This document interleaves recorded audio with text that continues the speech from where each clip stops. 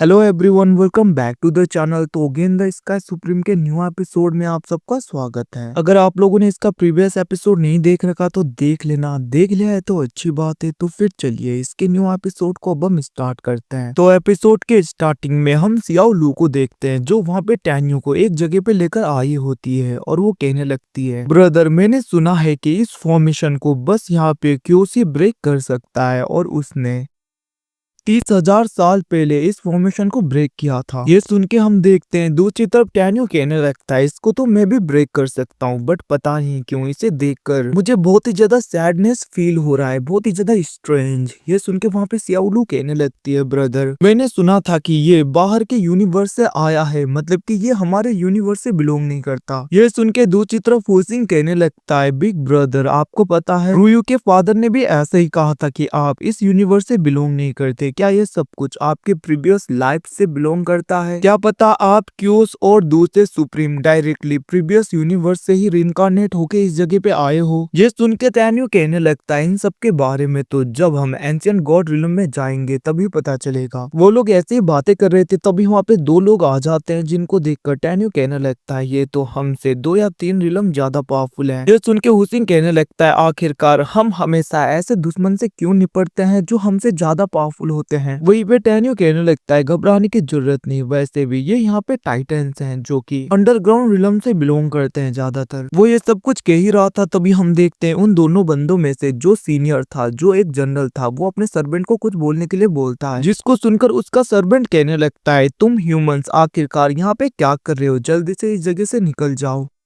याद रखना अगर तुम लोग यहाँ से नहीं गए तो हम तुम्हें कुचल देंगे। ये सब कुछ वो बोल रहा था, बट हम देखते हैं एकदम से उसका मास्टर उसे मारते हुए कहने लगता है, बेवकूफ मैंने तुम्हें जितना बोलने के लिए कहा था तुम उतना क्यों नहीं बोलते, खुद ऐड करके उल्टा सीधा बोलने की क्या जरूरत। ये सुन के हम देखते वहाँ पे उसका सर्वेंट कहने लगता है, जनरल आप तो ऐसा पहले नहीं थे, आखिरकार आप इन ह्यूमन से इतने अच्छी तरीके से बातें क्यों कर रहे हो। जिसको सुनकर वो जनरल उसे चुप कराते हुए आगे बढ़ के कहने लगता है, तुम ह्यूमंस यहाँ से चले जाओ वरना ठीक नहीं होगा। जिसको सुन के टैन्यू कुछ बोलने वाला था, बट हम देखते हैं सियान उसे रोक देती है। तभी वहाँ पे टैन्यू हंसते हुए कहने लगता है, वैसे भी हमें इस जगह पे रहने की जरूरत नहीं, हम तो जा ही रहे हैं। इतना कहते हुए हम देखते हैं वो लोग साइड में जाने लगते हैं, जहाँ पे वो दोनों भी जा रहे थे। सियान कहने लगती है, सिस्टर यूकिन आखिरकार ब्रदर टैन्यू के दिमाग में क्या चल रहा है। जिसके रिप्लाई में यूकिन कहने लगती है, तुम बस देखते जाओ। दूसरी तरफ वो दोनों आगे बढ़ रहे थे, जहाँ पे एकदम से टैन्यू स्माइल देते हुए कहने लगता है, मैंने सोचा नहीं था इतने ज्यादा पावरफुल 2 लोग आज ऐसे खत्म होंगे। ये सुन के हम देखते वहाँ पे वो जनरल गुस्सा हो गया था, तभी उसका सर्वेंट कहने लगता है, आखिरकार तुम्हारी हिम्मत कैसे हुई हमें ऐसे कर्ज करने की, अपनी काली जुबान से कुछ भी बोलना बंद करो। इतना सुन के हम देखते टैन्यू नाटक करने लगता है, वो कहने लगता है, माफ कर देना गलती से मुंह से निकल गया। अब वो दोनों फिर से बढ़ने लगते हैं, जहाँ पे टैन्यू कहने लगता है, सच में इस टेलीपोर्टेशन अरा के बाद में जो फॉर्मेशन था वो बहुत ही ज्यादा खतरनाक था, हम तो खत्म हो ही गए थे, है ना हुसिंग। अब ये वो बोल रहा था, हुसिंग को समझ नहीं आ रहा था, बट वो फिर से वहाँ पे प्रिटेंड करता है कि उसे समझ में आ गया, और वो कहने लगता है, हाँ ब्रदर आपने ठीक कहा, इवन की वहाँ पे तो गॉड एम्पर रिलम के 3rd लेयर के लोग भी अच्छी तरीके से टिक नहीं पाते, क्योंकि हम लोगों ने खुद देखा था वो कैसे पूरी तरीके से पिघल गए थे। इवन की 9th लेयर वाले लोग भी टिक नहीं पाए। ये सुन के हम देखते हैं उनका सर्वेंट कहने लगता है, आखिरकार इसके अंदर क्या सच में ऐसा टेरिफाइंग फॉर्मेशन कुछ है। अब ये सुन के उसका जनरल उसे मारते हुए कहने लगता है, बेवकूफ तुम इनके बातों में भरोसा मत करो, ये लोग झूठ बोल रहे हैं। अगर सच में गॉड एम्पर रिलम के 4th लेयर 3rd लेयर और 9th लेयर वाले लोग खत्म हो गए तो आखिरकार ये कीड़े कैसे बच के बाहर आ गए,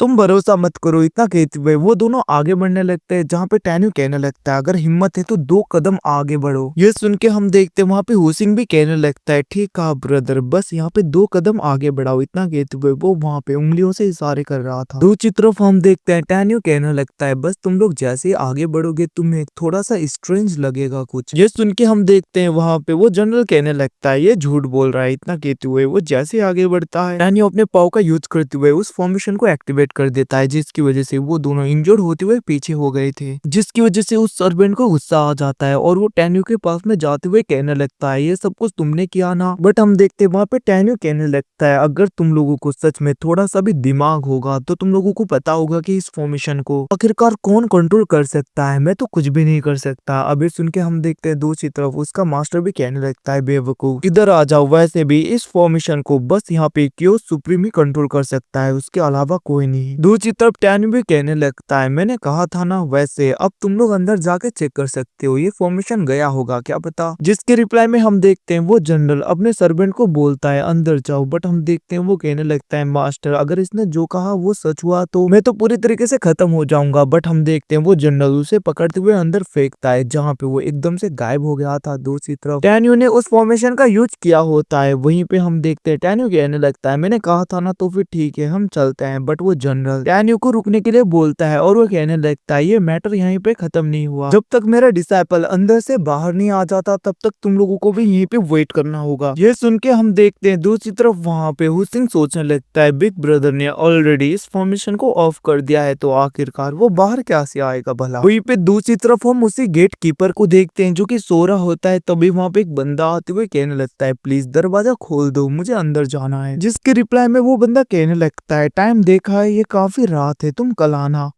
अबे सुन के हम देखते हैं वो बंदा अपने टोकन को निकालते हुए कहने लगता है अगर तुम्हें यहाँ पे कुछ कहना है तो फिर से कह सकते हो। अब उस टोकन को देखकर वो बंदा कहने लगता है मास्टर मुझे माफ कर देना। इतना कहते हुए उसने वहाँ पे उस पोर्टल को ओपन कर दिया था। जिसके बाद में वो बंदा अंदर जाते हुए कहने लगता है याद रखना हर किसी के आगे ऐसे एटीट्यूड से बात मत करना, क्योंकि हर कोई मेरी तरह शांत दिमाग का नहीं होता। इतना कहते हुए वो चला गया था। दूसरी तरफ लिटरली वो बंदा बहुत ज्यादा डर गया था। वहीं पे दूसरी तरफ उस जनरल को देखते हैं जो कहने लगता है ऐसा लग रहा है तुमने जो कहा था वो सच है। जिसके रिप्लाई में हम देखते हैं टैन्यू कहने लगता है मैंने तो पहले ही कहा था। बट हम देखते हैं वो जनरल कहने लगता है तुम्हारी वजह से मेरा डिसाइपल खत्म हो गया, उसका पे बैक तो करना होगा। इतना कहते हुए वो वहाँ पे अटैक करने के लिए बढ़ने लगा था। बट हम देखते हैं एकदम से सियाओलू बाहर आ जाती है, जिसको देखकर वो बंदा सोचने लगता है इसके पास में तो गॉड एम्पर रिलम के 6th लेयर वाला कोई है।